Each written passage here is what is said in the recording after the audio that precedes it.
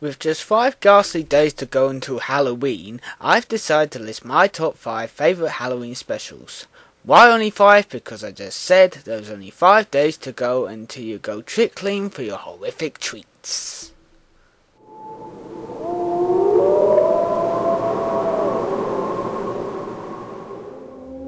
Number 5.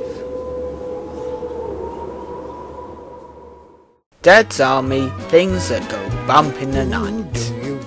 As many Dad's Army fans know, this was the very last Dad's Army episode to feature James Peck as Private Walker, but the last mentioning of the character by name came in the episode that followed, The Recruit, where Peck was last featured in the credits though he did not physically appear in the actual episode, only by a letter which was actually a rewritten scene when the producers found out that Peck was in a coma before he sadly passed away.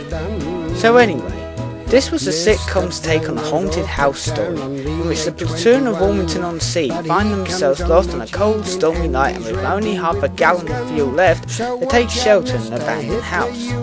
So they think. This episode pretty much has everything of a Halloween-themed episode. No lights in the house, howling dogs outside, what's around the corner of the corridor, and of course the loud crashes of thunder roars and flashes of lightning. Though it's never intended a Halloween episode as such, I'd say.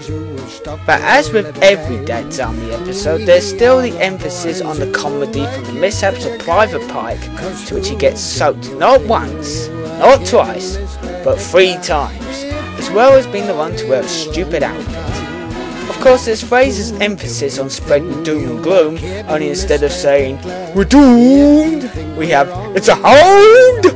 as well as his attempts to scare everyone without realising it. And of course, Corporal Jones' antics are trying to help Captain Manry keep warm when he develops a sudden cold, which as usual ends up with something going drastically wrong, and of course makes it hilarious for us all to laugh at. I should also point out that compared with previous Dad's Army episodes and after, there's a fair amount of more screen time for Private Sponge, played of course by the late Colin Bean. Unlike most Dad's Army episodes where he's just given a brief scene or two, and of course minus James Peck's appearance in the majority of the episode, it gave the audience more of a chance to see another member of the platoon given some screen time that isn't one of the main cast. And Private Sponge has a fair amount of time in this episode.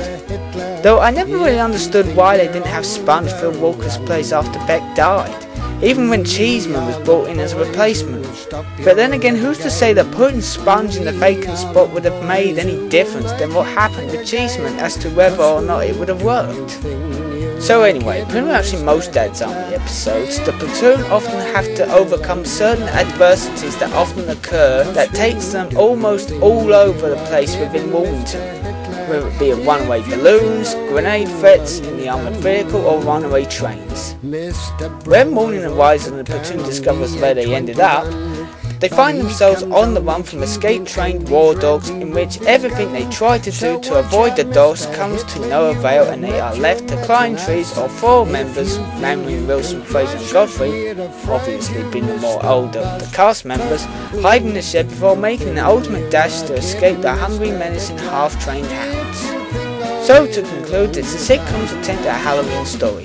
Though not set during Halloween, it certainly has the elements of a Halloween special.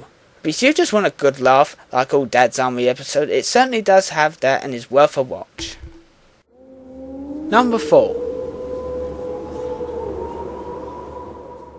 Chemical Wedding.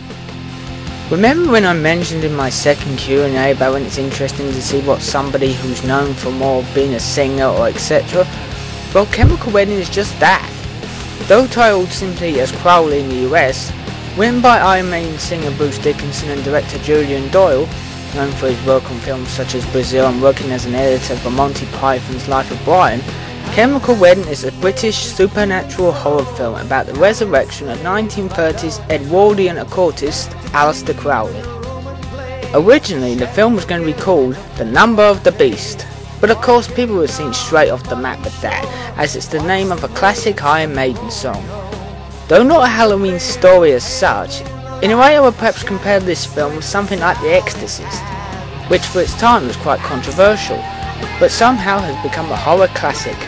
Only instead of a little girl being possessed, it's an old middle-aged man. At the same time, it also shows what happens when scientists temper into the unknowns of vast knowledge, spirituality and other unnatural unknowns with virtual reality, as well as the reincarnation of one spirit from the dead back to the world of the living.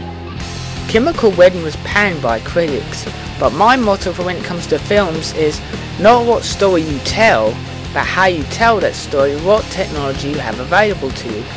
Because you can have the greatest technology in the world and make an absolute flop of a film. And a lot of people know that that occurs quite often. Though only a small budget, I thought Chemical Wedding was quite well made, despite some of the factors that the filmmakers, mainly director Julian Doyle, were faced with, such as how to create scenes involving sexual magic. Originally, the intention for the film was to actually tell it back in the 1930s when Crowley was actually living, though there is a brief flashback scene of Crowley dying in 1947. But due to financial reasons, the idea then became to tell a story about the resurrection of Crowley, to which we have Simon Callow's character, Dr. Oliver Haddo, becoming possessed by the spirit of Aleister Crowley when his assistant Victor had entered various knowledge into a technological device that allows any person in a suit to appear into a virtual world of sorts. Though Haddo still appears to be Haddo face to face afterwards, though with a shaved head like Crowley, he is of course Crowley in spirit, but of course nobody appears to be buying it or anything related to spirituality.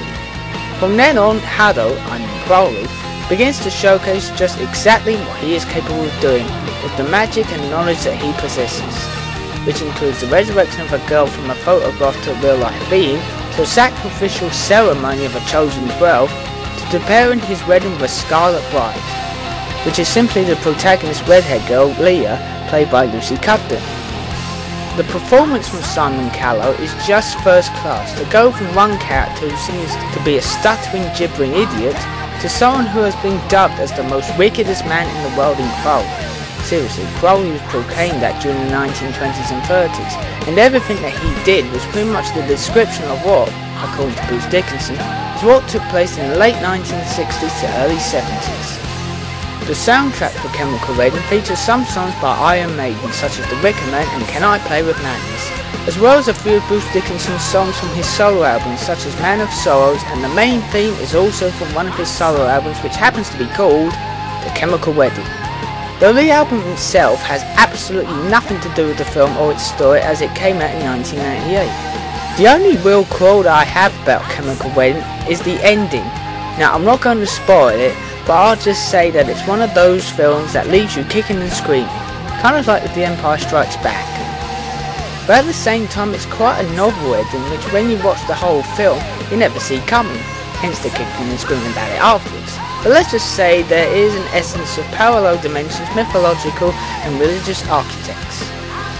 But for any Iron Maiden fan it's worth a watch. But if you're somebody that gets the goosebumps over really graphical and horrific effects, then I would perhaps advise you not to watch it, because there are some of these kinds of scenes in the film. But there are some pleasant scenes which, from a guy's perspective, may make you feel rather aroused and excited. But my overall rule was that it was an interesting, and the trailer doesn't give away too much of what actually happens in the film. Though I will admit this isn't the kind of film that I would normally watch, but I was quite surprised how much I actually enjoyed it, despite it being as graphical as it is. But then again, I don't think it would have worked as well without the graphical and mild hardcore scenes, especially if you're dealing with something like sexual magic.